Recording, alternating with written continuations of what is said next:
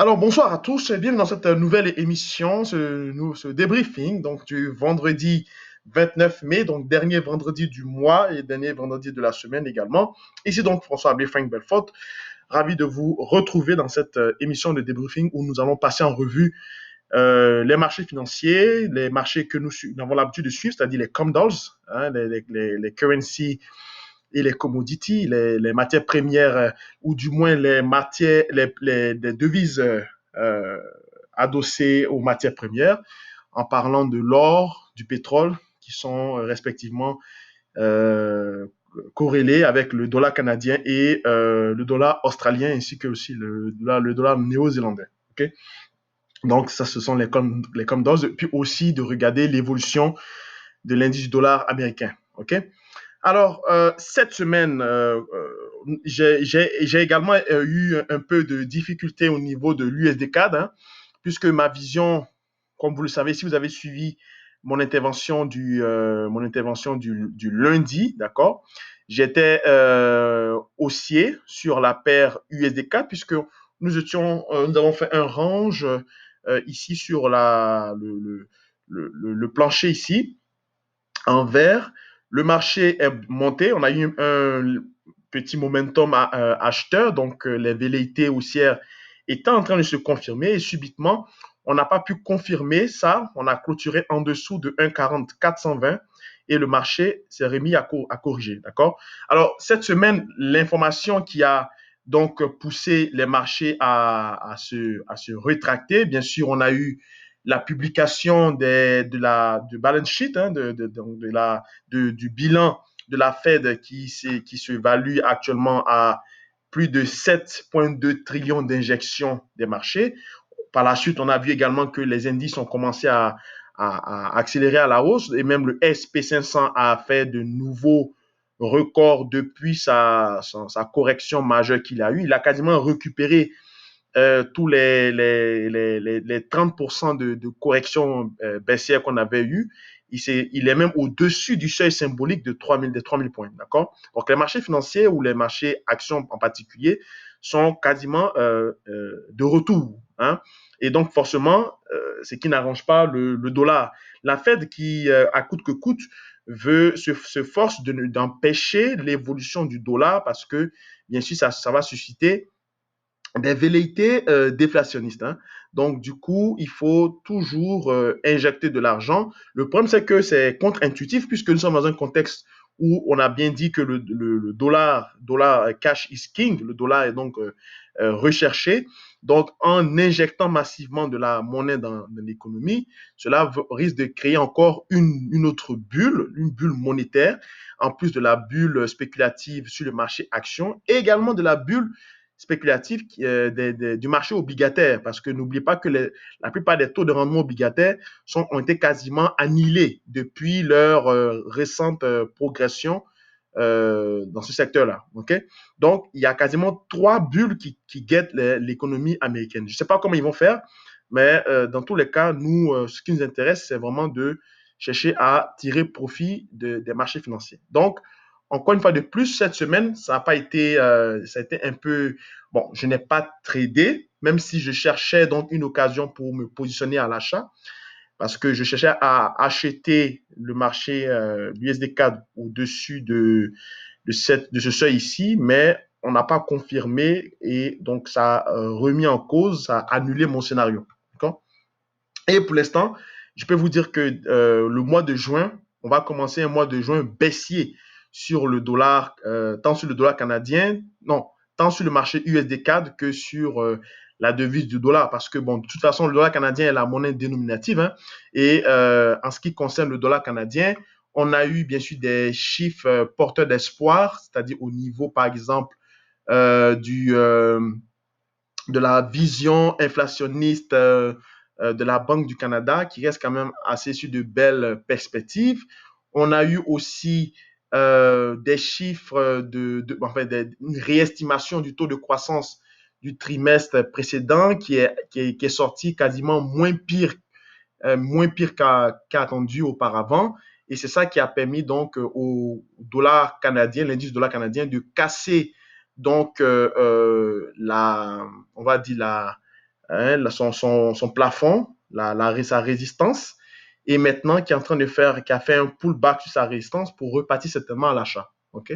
Donc, euh, le Canada se trouve également dans la même situation que par exemple, l'indice dollar américain, puisqu'on est dans une situation aussi où le dollar canadien est fortement recherché par le public parce qu'il y a des coupures d'emploi, donc forcément la consommation diminue, les dépenses diminuent et donc l'argent est plus recherché pour, disons, des réflexes de survie.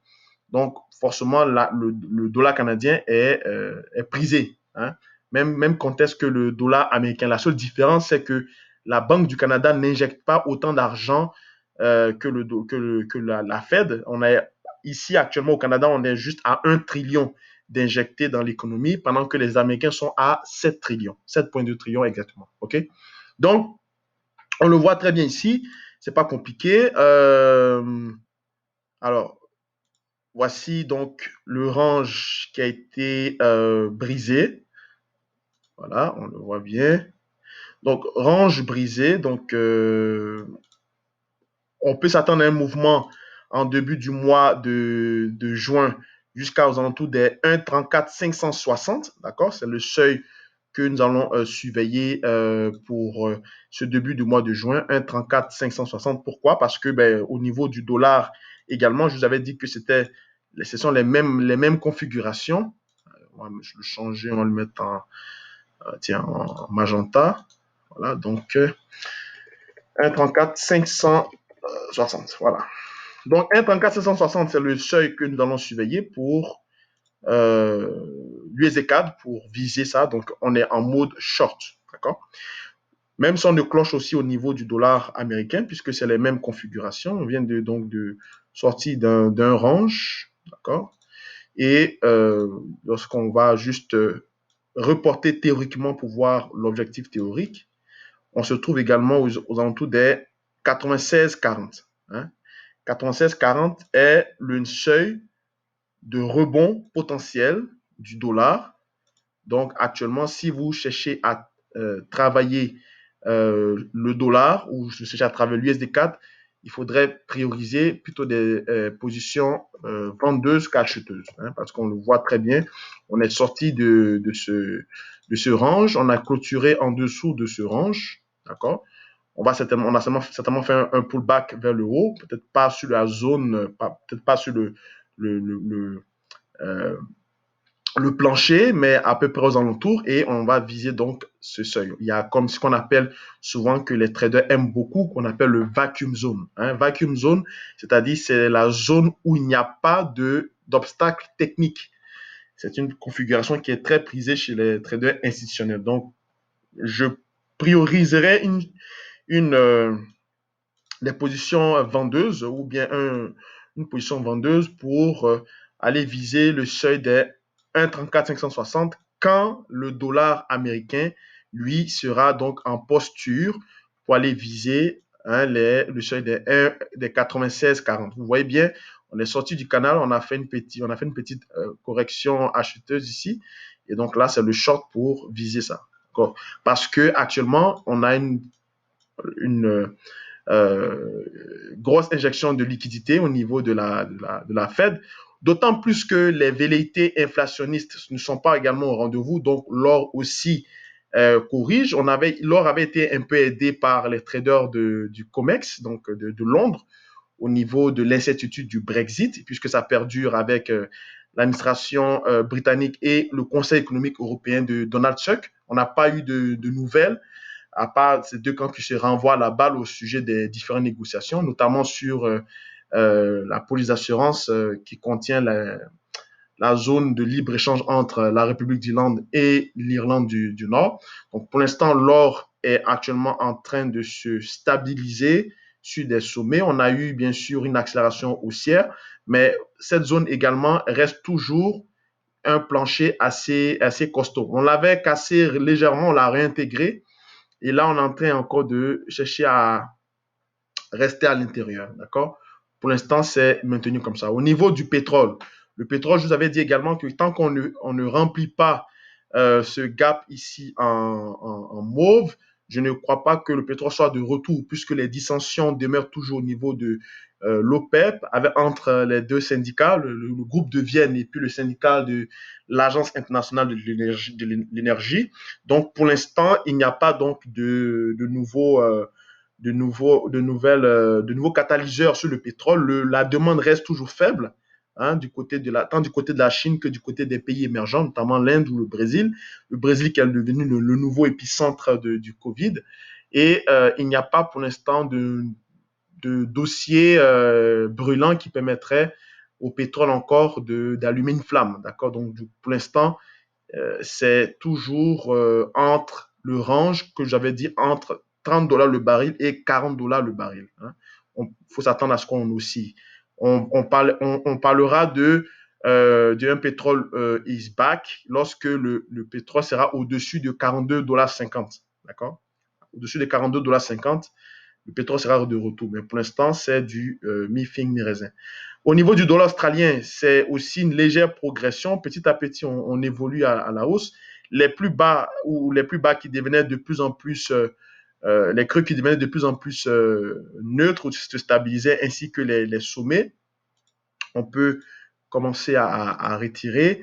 On a atteint de nouveaux records. On semble progresser, mais on progresse de façon assez timide, mais on réalise quand même de nouveaux records. C'est tellement dû à la faiblesse du dollar américain, forcément. Donc du coup, un dollar qui plonge vers les 96,40 va augurer également une progression nette du dollar australien, hein, du dollar australien par rapport au dollar américain. Hein. On a l'effet de mécanique qui va pousser donc le dollar australien à la hausse. Vous voyez déjà on est déjà sur les plus hauts du 6 mars, d'accord, où on avait eu cette violente chute, et le dollar australien se reprend petit à petit.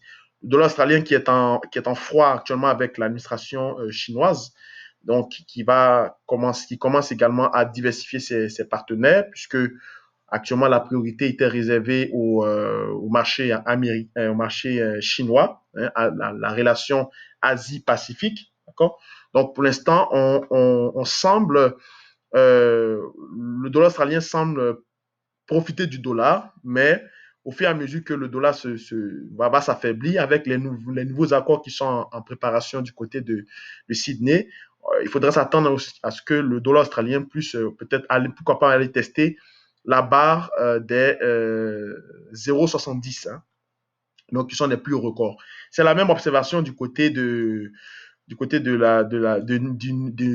dollar néo-zélandais, puisque de toute façon, la, la banque de Nouvelle-Zélande, tout comme la Royal Bank of Australia, donc la banque de l'Australie, la banque centrale de l'Australie, a déjà mentionné pour l'instant, il n'y aurait pas, d'accord, pour l'instant, il n'y aurait pas de changement de politique monétaire. Donc, ils sont toujours en mode également de maintien de taux d'une fourchette entre 0,25% et 0. Okay?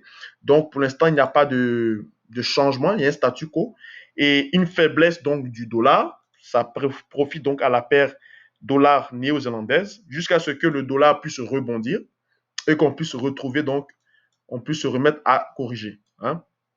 Vous le voyez très bien ici. Il a fait quasiment voilà, il a fait de nouveaux sommets. On est en train de ranger encore pas mal, mais légèrement au-dessus de la zone de l'ancien plafond qui est devenu maintenant un plancher, donc support résistance devenu support, pour pouvoir aller tester le seuil des 0,64 et pourquoi pas plus loin au fur et à mesure que rien ne se passe au niveau du dollar néo-zélandais. Par contre, un dollar qui faiblit va permettre donc à la paire dollar néo-zélandais, dollar américain de progresser à l'achat. Okay. Alors, merci encore d'avoir suivi ce point, de ce débriefing de l'ensemble de nos assets, de nos actifs financiers au niveau du Forex. La semaine prochaine, au début de la semaine prochaine, il faudrait donc s'attendre ou commencer ou chercher à shorter. Un niveau déjà que vous pouvez peut-être attendre à shorter, c'est ici, hein, tout simplement. C'est à la cassure de 1,37,120. On peut s'attendre donc à shorter le dollar américain, dollar canadien pour viser le seuil des 1,34 560. On ne le fera pas de façon directe, même si c'est un vacuum zone, mais l'objectif est ici. Donc, certainement en intraday, ce sera des shorts après des prises de bénéfices, des shorts, prises de bénéfices short. Donc, c'est la meilleure façon de tester, puisque le dollar, je ne pense pas que le dollar va s'effondrer brutalement, même s'il y a quand même des risques. Mais au cas où, il faudrait tous s'attendre à prendre quelques points en intraday et chercher à se repositionner dans ce sens-là, d'accord, dans le sens des 1,34 560. OK? Alors, portez-vous bien, passez un bon week-end. Et puis, on se retrouve le lundi pour parler donc de la stratégie de cette semaine ainsi que les NFP qui seront donc dans la première semaine. Passez une bonne soirée. Au revoir.